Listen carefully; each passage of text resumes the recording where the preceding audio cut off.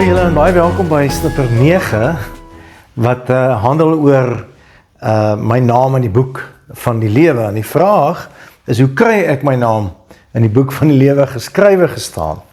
Want hierdie hele idee dat my naam in die boek van die lewe geskryf moet staan in die simboliek dat hulle wat aan God behoort se name is opgeskryf, sien ons 7 keer in Openbaring. Nou, julle wat die getalle gekyk het al gesien dat 7 die symbool is van volmaaktheid. Nou, die belangrikheid daarvan sien ons eintlik in Openbaring 20 vers 15.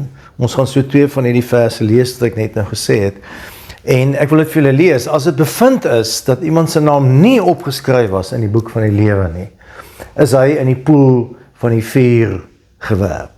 Nou, ek wil net vertel wat by die troon gebeur. Ons lees eintlik in Matteus 25 dat daar gaan eendag 'n dag van oordeel wees, en dan lees ons weer in Openbaring 20 van hoe dit is. So, almal wat lewe, en ons sal sê die wat klaar ook in die hemel is, as ons sê die hemel is nou al daar, gaan voor die troon verskyn saam met almal wat dood is, en nie in die hemel is nie. En dan word die boeke oopgemaak, sê Openbaring 20, en dan word gekyk na die dade wat mense gepleeg het. Nou, dit wil voorkom asof dit wat jy gedoen het gaan bepaal waartoe jy gaan, maar dit is nie as jy mooi kyk wat staan daar nie. Want daar staan dan, eintlik is daar net een daad wat bepaal of jy waar jy gaan wees. En dit is die daad of jy jou naam laat opteken het in die boek van die lewe of van die lam, want die gelowiges se boeke word nie oopgemaak nie, want hulle name is klaar opgeteken in die boek van die lewe. Terwyl daar hier net staan, daar is nie bevind dat hulle dit of dat of so gedoen het nie, as hulle name nie opgeskryf is in die boek van die lewe nie. So wat dit wil sê, daar's een groot daad wat jy in jou lewe moet pleeg, doen, besluit, en dit is om jou naam te laat opteken in die boek van die lewe in die lam. As jy dit nie doen nie, dit is die verskil tussen wel kan ons dan sê, lewe altyd saam met God wat hemel is, en 'n lewe sonder God. En ons weet daai ewige lewe begin nou al, of die ewige dood begin nou al. Nou is dan die goeie vraag, maar hoe kry ek my naam opgeskryf in die boek van die lewe en van die lam? En die antwoord kry ons op baie plekke in die Bybel. Ons ken Johannes die vers 16, maar Openbaring sê dat jou naam sal opgeskryf word in die boek van die lewe en van die lam, as jy jou klere wit laat was het in die bloed van die lam. Implikasie wat dit sê. Want Johannes sien in Openbaring 7 gelowiges van elke taal, volk en nasie, en hulle loof God, hulle is om die troon en die lam is daar, en hulle sing ons redding kom van ons God, wat heers vanaf sy hemel troon, en aan hom kom alle heerlikheid en die mag en die eer, en hy is ons Heer, sê hy. Dan vra Johannes vir uitdaging, maar wie is die mense? En dan sê hy, dit is hulle wat hulle klere wit gewas het in die bloed van die lam. In die bloed van die lam.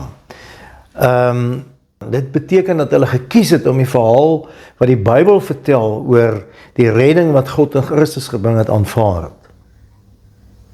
En dit noem ons geloof. Dit word bevestig ook deur Openbaring 13 vers 8, wat sê, al die bewoners van die aarde sal hom aanbid, almal wie se name opgeskrywe staan in die boek van die lewe en die boek van die lam. Want dit is die lam, wat ons ook gesien het in Openbaring 4 en 5, wat die toegang gee vir mense na God toe. En ons weet dit eintlik veral as ons lees in Johannes 3 vers 16, wat Jesus gesê het. Want so lief het God die mense op die aarde gehad, dis 'n nuwe vertaling nou wat eintlik mooier is as die wêreld, dat hy sy enige gebore seun gegee het, sodat elkeen wat in hom glo, die verhaal glo in dit wat God deur hom gedoen het, nie verlore sal gaan nie, nie in die vuurpoel sal gooi sal word nie, maar sal die ewige lewe hê. In Johannes 17 vers 3 sê Jesus, die ewige lewe is om die Vader te ken en die Seun te ken, nou al te ken.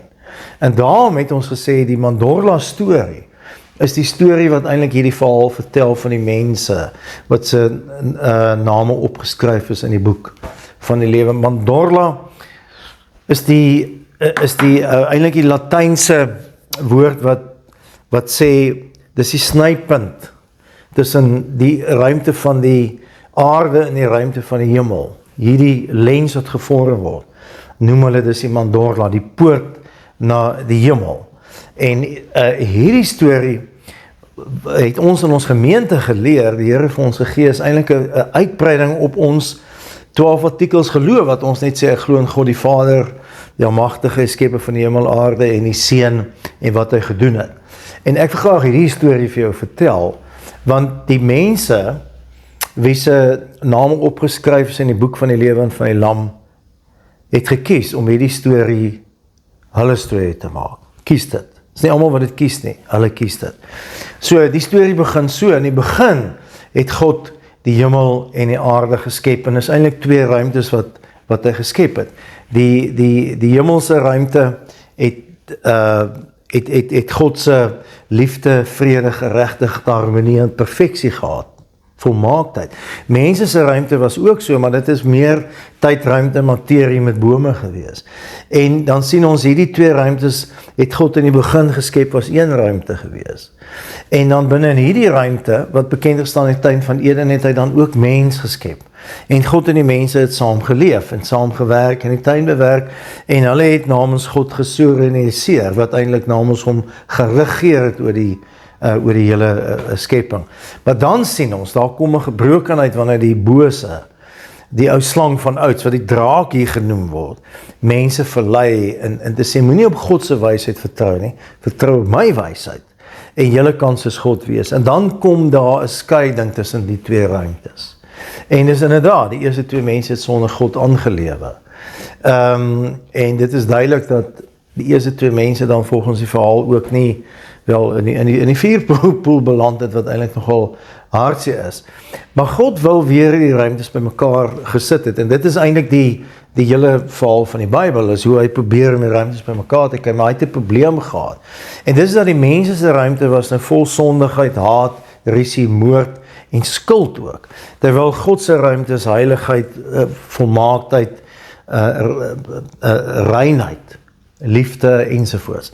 En dan kom God in by die berg Sinai, kom hy en hy sê en hy sê daar vir Moses, ek wil weer my woning by julle maak.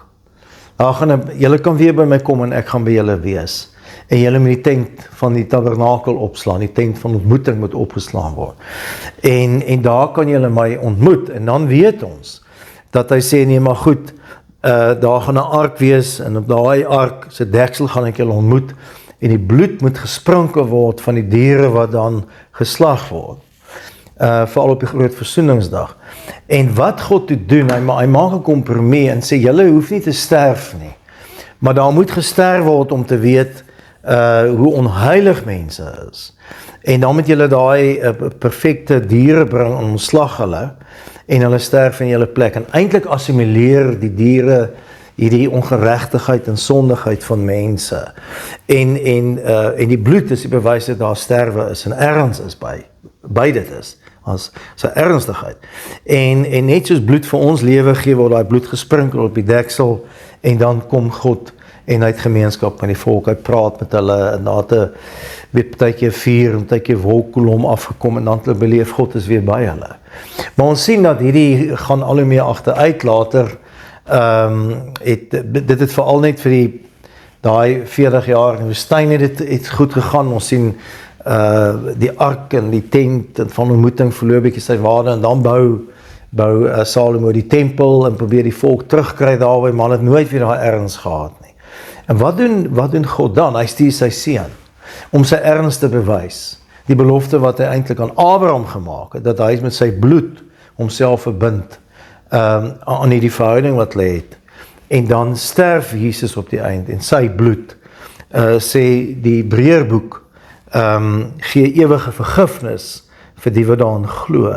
En die Openbaring boek sê vir ons, dat die wat hulle klere wit gewas het in die bloed van die lam, die wat aanvaar, dat Jesus jou sondes vir ewig wegvat en jy versoen met God, dis hulle wat dan in die mandorla nou al bly. Daai ruimte wat hemel en aarde is. Dis ons wat die ewige lewe nou al het. Dis ons wie se name opgeteken is in die boek van die lam. 'n Uitnodiging wat God vir almal rig. Ons sien daarna, as ons dan die volgende preek gaan kyk, die getuies wat ons moet wees, dat die boodskap moet uitgaan. Dat mense kan weet, Daar's 'n ander wêreld as net hierdie wêreld. En daar's 'n God wat jou liefhet, 'n Vader wat jou liefhet. En dat jy moet kies om dit te doen. En as jy dit doen, dan aanvaar hierdie verhaal, hierdie storie as jou geloofstorie. Dan kan jy weet, jou naam is opgeteken in die boek van die lewe en van die lam. Dis dan dat jy nie bang is vir die oordeel nie, want Jesus het jou oordeel klaar gevat. Dit is iets waarvoor ongelowiges bang is. Maar dan is jy ook geplaas in die mandorla waar jy nou al 'n ewigheid belewe. En eendag sterf jy nie, jy stap net oor. Jy is ook nie vir die dood bang nie. Jy is ook nie vir die lewe bang nie. En dit is wat Openbaring wil sê, julle is veilig in my hand. Julle leef in die mandorla. Julle wat deur die verhaal glo. Julle wie julle klere wit gewas in die bloed van die lam. Julle kan seker wees daarvan. Jy moet jouself vra of jy al hierdie storie gekies het. En vir Jesus gesê het, ek glo dat U die Here is. Ek bely dat U die Here van my lewe is. Ek bely dat U my wit gewas het en gereinig het in U bloed. En my klere is wit gewas in die bloed van U, die lam.